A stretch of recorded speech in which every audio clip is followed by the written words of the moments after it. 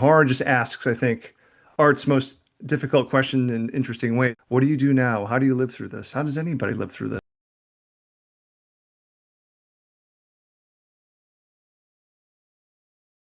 So what do you think makes something scary? So this might sound weird, but when I'm writing horror stories, I don't worry about the scare. I feel like if it moves me or makes me feel something, then the reader will feel something. That said, I'll give you my personal answer. What scares me are when reality just has like this weird little slip, when everything seems like your everyday thing, and then there's something strange that happens that sort of reminds you, oh, like our lives are on a lot more unsure footing than we're used to, and those tends to be the things that really get to me. Do you tend to go more in terms of like scary, like, wow, this is a really scary looking monster, or is it more about psychological for you? But for me, I definitely tend towards the more psychological. Um, that's what I'm interested in as a reader and as a writer. And what I tend to try to do is, even if I have somewhat outlandish premises, I try to make it feel as real as possible. So, like, I had a story that was or I had a novel called The Headful of Ghosts that was a riff on a exorcism possession story. And to me, the conceit was, oh, like, what would this really feel like? What would this look like? And of course, a reality TV show would show up, to try to document like what was going on. And, so little things like that. Again, I think that goes back to my answer about what scares me is when things seem as real as possible, and then you just have this weird little left turn into the uncanny. I guess when you go to write a horror novel, like where do you start? For me, it's typically, I'll get like a what if or just an idea or maybe even a scene. And this, I keep little notebooks and I'll jot stuff down. Um, and the test for me, especially if it's going to be a novel, something that I'll spend a year working on, um, that idea has to keep coming back to me. Like even when I'm not actively thinking about it. And then if I'm interested enough in the idea, then I go straight to the characters. I try to figure out who is this story about. How long does it generally take you to write one? Like, do you feel like it flows pretty quickly, or is it more of a struggle, for lack of a better phrase? It's always a struggle. Um, yeah, I would say typically it's 12 to 15 months to have a draft that I turn into my editor, but then there's time added after that because, it might be a couple of months before I get edits and copy edits. But for the first draft, some books have gone quicker, some have gone longer, but that 12 to 15 months is about my sweet spot. And it's always a struggle for me. How is horror kind of different than other genres? Oh, that's a great question. Well, so on one hand, there's the affective horror, right? Like, the scare or you feeling dread. We're certainly, when I say we, horror writers and filmmakers are trying to pull an emotion out of you. But I mean that a specific emotion out of you, I would say. Um, but for me, what horror is different for me is that horror, like all art, sorry, I'm stumbling around here, but all art tends to or tries to expose a truth, right? It could be a romance story, it could be any kind of story, but you're exposing some sort of truth. In a horror story, the truth is pretty horrible. Um, but I'm fascinated by that because I'm fascinated by, okay, what are these characters going to do now that this terrible truth has been revealed? Does it say something about you or the people who read it at all that it's horror? Like, should I read somebody like coming into this from the complete outside? Should I read anything into you as a person or the people who read horror genres? So, and I say this all the love in the world because I get this question frequently. You're trying to ask how much of a degenerate are we, or how much of a degenerate am I? And believe me, I am a degenerate, but not because I like horror. Uh, and weirdly, if you were to go to a horror convention, or a horror writers convention, I think you'd find that most of the people there are really like sweet and really nice and supportive. I've been to general literary conventions where it feels a lot more competitive, whereas the horror people tend to be a little bit more open. I honestly think, horror readers in particular, even more than just horror movie goers, they have a real strong sense of empathy because they have the ability to empathize with the characters on the page and they really connect with, the danger that these characters are in. Does it like will you set out trying to write something really scary? Is that like the number one goal of the horror genre, or is that kind of more of a side effect of the rest of it? Yeah, for me, it goes back to what I'd said earlier about like I'm really obsessed with the idea of revealing this terrible thing and then having the characters be like, oh no, what are we going to do now? And whether or not it's scary, I honestly don't worry about it. Partly because I'm a scaredy cat. Like I still run up the dark basement stairs. If I'm home alone, like the kids are gone and my wife's like on a business trip or something, I'm not above sleeping with the light on. Because unfortunately, my brain still works that way. Uh, but again, to me, honestly, the horror genre is much more about that, so that empathy with the characters that I'd mentioned. And again, the focus on like the reveal and horror just asks, I think, art's most difficult question in interesting ways or answers those questions. Like the questions like, what do you do now? How do you live through this? How does anybody live through this? And I think horror can get at that in really interesting ways. I have to make a confession in the sense that I cannot handle anything scary. I can't handle anything scary, whether that's movies, books, whatever. But I do love Wikipediaing the plot of scary movies and books. Like I'm fascinated by the plot and that kind of supernatural aspect of it, but I can't handle any of the actual scare part. Could you do this without any of the scary?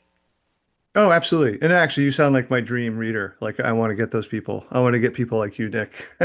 Uh, this might be a side answer, but like I feel like horror, maybe even more so than other literary modes, horror is sort of like associated with maybe some of its worst representatives. What I mean by that is like, listen, every genre has like their works that fail as art, I should say, or aren't that smart or aren't that well done. I just think when horror does it, when horror fails, when horror goes bad, it's memorably bad because horror relies on a transgression, something that's going to make you feel uncomfortable. Um, so I don't know. I think Nick, you just haven't you haven't seen the right movie or watched the right book. I think there's something there that could turn you into a horror fan. And even when I say that, like there's plenty of horror movies I don't like. I'm not really a slasher guy. I'm not into the gore. Uh, but there are so many other types of horror movies and books. Are there different genres within the horror genre? Oh, sure. I mean, there's all sorts of subgenres. What was it, The Substance, the movie The Substance that was, nominated for an Academy Award, right, recently? That falls in sort of the quote unquote body horror category. There's people like to call them like quiet horror. I mean, there's so many different names, and honestly, like the names of the subgenres themselves don't interest me as much. But what does interest me is that there are so many ways, uh, to tell a horror story or to experience one. And, if I can briefly respond to a little bit what you had said a second ago about like it's too much, and I get that feeling. I totally get it. For me, why I keep going back to horror is because there's that recognition. Like if I'm watching a movie or reading a book that I really enjoy, I'm like, oh, the writer or this filmmaker recognizes that this is awful. Like there's awful things happening. And it's almost like, how like younger people, I'm not going to age you, but I'm older. The idea of being seen is like, oh, this reader, the storyteller feels the same way I do. It makes me feel less alone. That's why I like horror. I know so many people talk about for them it's like the catharsis and the roller coaster thing, the roller coaster effect. But, for me, it's about, oh, there's other people who recognize this world is messed up. Would it be a bigger genre if you could kind of do it by another name in the sense that if you could talk about these themes, but you just didn't make it scary and you made it high fantasy, etc.? Yeah. Would it be a bigger genre or would it fundamentally lose something about it? I could lose a little something, and the funny part is for decades, the publishing industry in particular has, for at least until like the last few years, because horror has kind of blown up a little bit in the publishing world, where there are so many, I don't think there's ever been as many horror titles being published as there are now.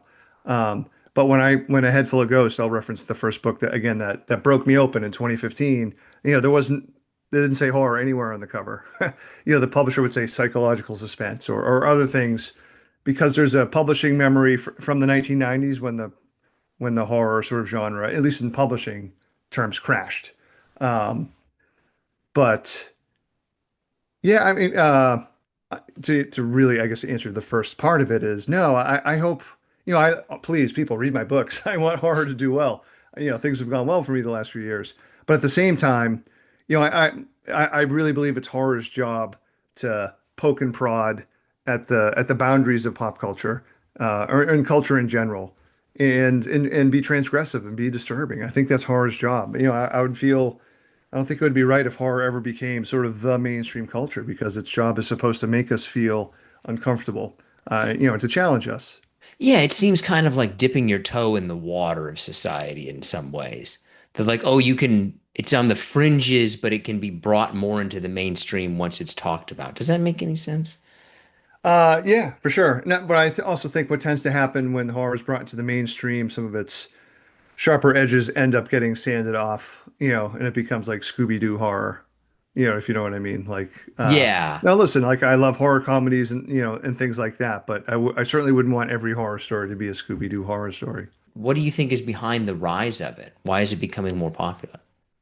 Man, I think there are so many reasons. I think one, I think film tends to lead in that case, and so like when Jordan Peele's Get Out, first came out and hit in the mid 2010s. I feel like that was one of the first horror movies that the mainstream sort of entertainment press took seriously as not, hey, this is not just another horror movie. This is something we can take seriously as art. Um, at the same time, there are all these people my age and younger who go up reading Stephen King and don't have the stigma attached to horror that for decades I think many people have had. That's still there, like especially in academic circles, but it's definitely decreasing. And I just think I don't know. We're kind of lucky that there's so many creators, so many talented creators making really good horror right now. It does feel like in some ways that we're in a golden age of horror, which is really exciting to be a part of. Do you think has it grown because of the creators that have been behind it, right? Like more talent brings more people, or do you think something has happened in society that people are kind of drawing over to this now? I sort of resist the second thing now, although a lot of people will argue that, hey, in times of like strife and awfulness, horror does really well.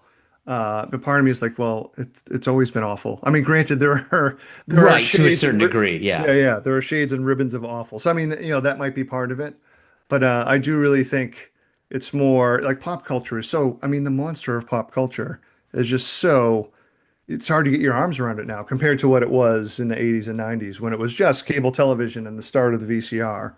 And now it's like everybody can look up any movie, any book they want in a matter of seconds. So I think that's part of it, just the accessibility that we all now have to it. It's easier to be a horror fan than it was 20, 30 years ago, even. Going into some of your books, Headful of Ghosts. Where did you get the inspiration for it? What's kind of the main theme? Yeah, it's funny. So that one, I was super lucky that this never happens to me, but I feel like once I had the idea for the book, like the whole thing almost just fell into my lap.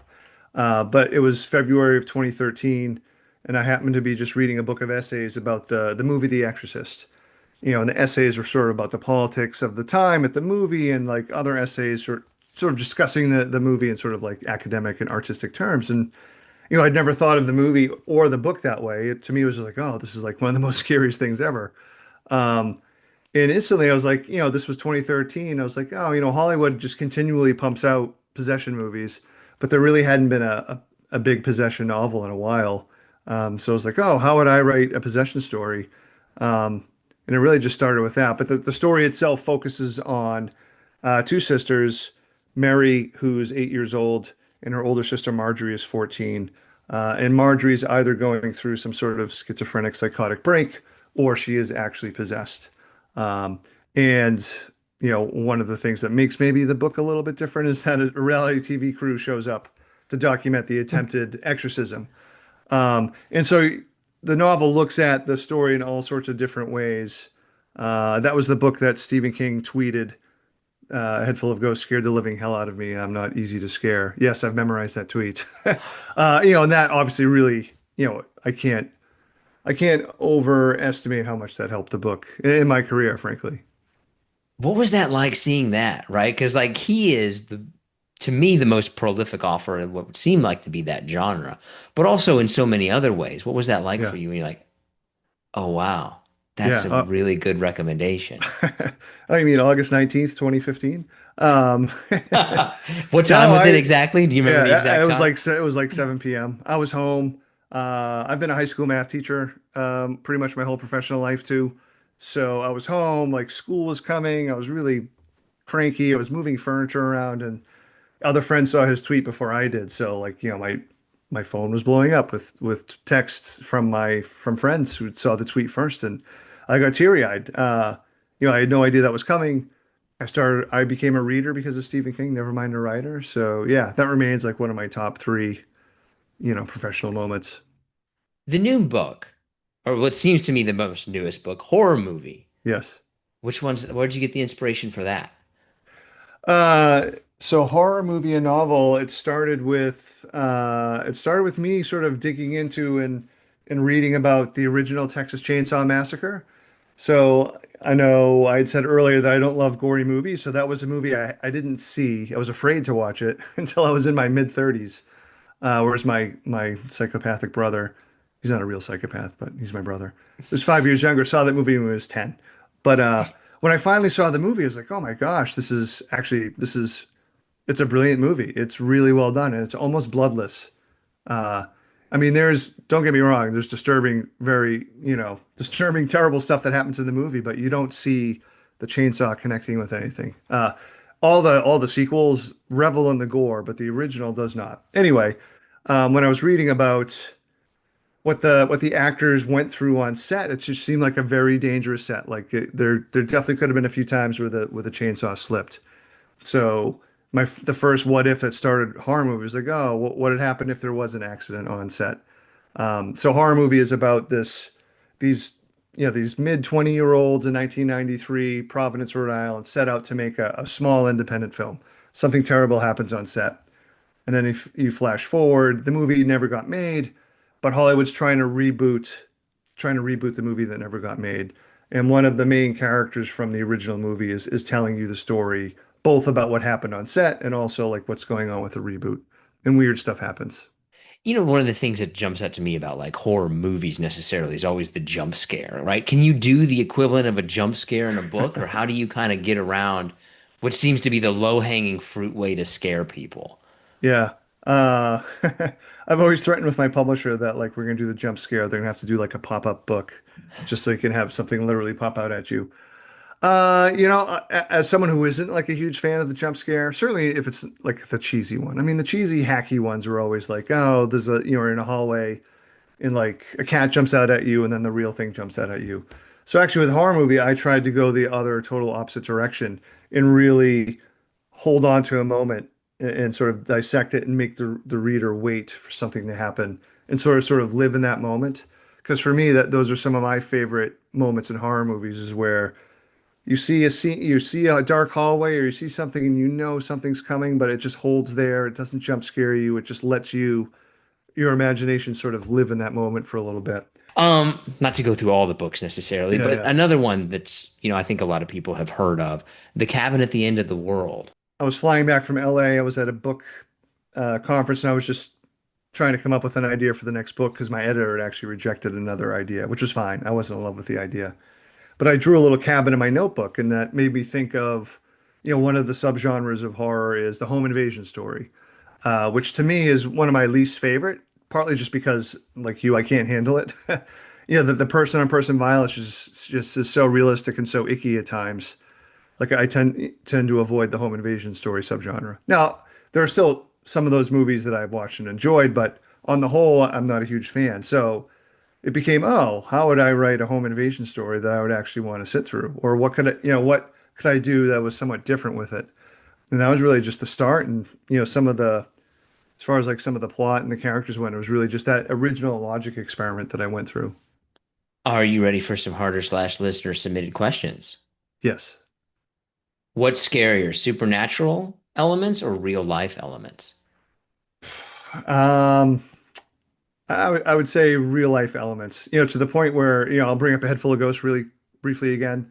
In that book, there could be something supernatural happening, but I wanted to make the non-supernatural events the most scary, if that makes sense. Yeah, yeah. Because in the supernatural, you can kind of explain it away. Like real life, I feel like you can't really explain it away as much. Right. My thing just, oh, some of these I have to kind of interpret a little bit exactly what what they Yeah. mean by that. Scariest thing you think you've ever written. So scariest thing from your works, scariest thing you've ever read from somebody else. Uh, just based on sort of reader reaction, I think A Head Full of Ghosts is probably the scariest thing. Um, a really quick story. When my agent was pitching the book to people, like, I had no idea if it was scary or not. I thought it was smart and clever and good, but I had no idea if it was scary. But he'd sent it to an editor who called him at like 11:30 at night, which is very unusual. Editors normally don't call agents. And when he picked up, the editor didn't even identify herself. She just said, "I just read the tongue scene and I had to hear someone's voice." And then she hung up. And I was like, "Yeah, maybe it is scary." The scariest thing that I've ever read.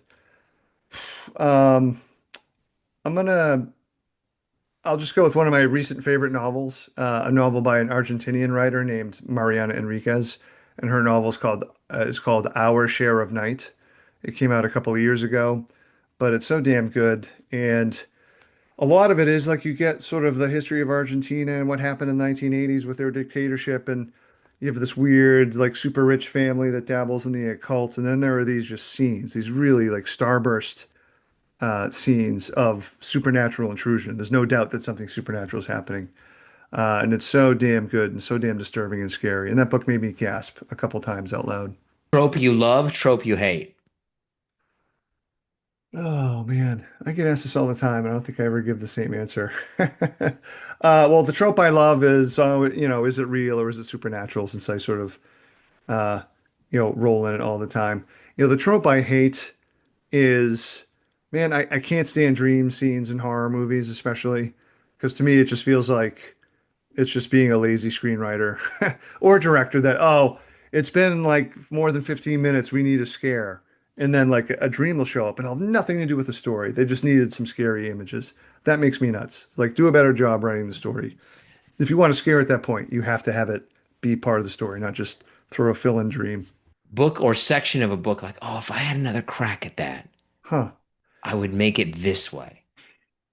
Um, I don't think I have one. It's not because I think I've written the perfect book, but like these books just represent who I was and how I was feeling at those times. So like, I don't spend any time thinking about past books, because I'm luckily like the publisher wants more books for me. So once I finish one book, I have to move on to the next book and just, put all my energies and focuses there.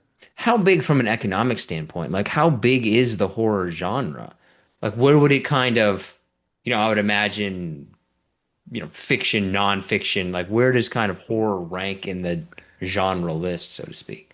Well, I mean, for movies, no, no other genre has the list of movies that have been more profitable when you compare it to budget than genre. If you look at like the top 10 biggest grossing, like when you compare uh, what was spent on the movie, if you went by percentages, I should say, like what movie grossed the most percentage wise compared to its budget, probably six, if not seven of the top 10 would all be horror movies. So I think Hollywood wise, it helps drive horror. It helps drive the whole thing. I mean, part of it is evergreen because like teenagers are going to go to horror movies, whether they're good or bad. They're gonna go. Hopefully for the good ones, you get the adults to go to too. With publishing is always like sort of lag behind. I mean, especially now, like I mean, publishing in general is just not selling as much or making as much money as film or video games, etc. But I have no idea what percentage it is. It's gotten bigger. Who knows how much bigger it'll get before it collapses? I don't know. Where do you think it kind of goes from here? I think we'll continue to see, certainly in the literary side of things, more people mixing genres, which is one thing that I really enjoy about horror is, and sometimes I think about stories that way is like I'll read something that's a literary, quote unquote literary story, like, oh, that'd be kind of cool if if I did this and turned it into a horror story. Um, And I think that's like the nice thing about horror is that you can put it like you can have a science fiction horror story. You can, as mentioned before, you could do like a fantasy horror. I mean, you can sort of sneak it into a lot of other places. Um, Otherwise, like I think we'll see, we'll probably see a lot of stories, that deal with eco horror. Maybe that's a new-ish, subgenre, and certainly, horror stories that deal with, the struggles and the things that we're dealing with in America in 2025 for sure. Yeah, that was kind of one of our questions is like, what topic of horror, right? You mentioned like eco horror. Well, we have AI horror. Like, what do you think are the scary things that we'll start to see in books and movies as we move forward? Oh yeah, for sure. I mean, the book I have coming out next summer, June 30th, 2026, is an anti-AI screed. It's called Dead But Dreaming of Electric Sheep. So it definitely sort of it mixes science fiction and even some humor too, but certainly some horror. Uh, I had spent 2 years as a part of a lawsuit suing ChatGPT as well. So like I've definitely been personally invested, in the sort of the wreck that AI is making of not only, publishing, but, obviously Hollywood too. And as an educator, like it's been such a shit show, if I could swear on this podcast. Yeah. As a teacher, I can tell you like nothing good has come from it, only bad, and it's only going to get worse. What's Yeah. the worst idea you've ever had for a horror story? Oh man. I see. I don't know if this is my idea, but I'm one of my best friends, writer friends, is named John Langan, who's just a wonderful writer, and he's super smart and positive and fun. And he had written a short story where something really disturbing happens with a cactus. And I'm not going to go too far into detail. Uh, and then I don't know if I came up with it or he came up with it, but he continues to threaten that he's going to write a were cactus story. I think that would be the worst idea in the world. I will not write it, but I hope John does. Could it be like Sharknado, though, where it's so somehow bad that it ends up being amazing? Well, the thing with John, like he's talented and smart enough, and for him the challenge would be, he's like, no, he's not going to make this like he wouldn't make it a Sharknado. He would try to make this like, a story that you would take seriously, which is probably partly why he hasn't written it yet. But I don't doubt John. I bet John might be able to pull it off. Well, we'll look out for Were Cactus Yeah. to a bookstore coming Yeah. soon. That's pretty much all the questions we got, man. Is there anything else that you think that we missed or anything like that? No, I don't think so. Those are fun questions, Nick. Where can people find more of your books? That kind of stuff. Yeah, so I have a website, paultremblay.net. I have a newsletter. It's a free one. It's only once a month. You can sign up for free at my website. Otherwise, I'm most active on Instagram at Paul G. Tremblay. Also Blue Sky too, Paul Tremblay. I used to call it Blue Ski because I can't spell or I can't read, but it is actually, in fact, Blue Sky. And the new book comes out when? Yeah, so the new book, Dead But Dreaming of Electric Sheep, comes out June 29th, 2026. Thanks for checking out this episode of Profoundly Pointless. From society and sexuality to science and sports, every week we explore something new from a side of life you may never have heard of. Subscribe if you're interested. There's a playlist, I think, on the right if you want to see more videos like this. Someday I'm going to finish painting that wall. And just for the record, I'm not orange. I just don't know how to fix this. But thanks for checking out the show. Would love to hear from you. Okay, I should stop. Stop. There it is.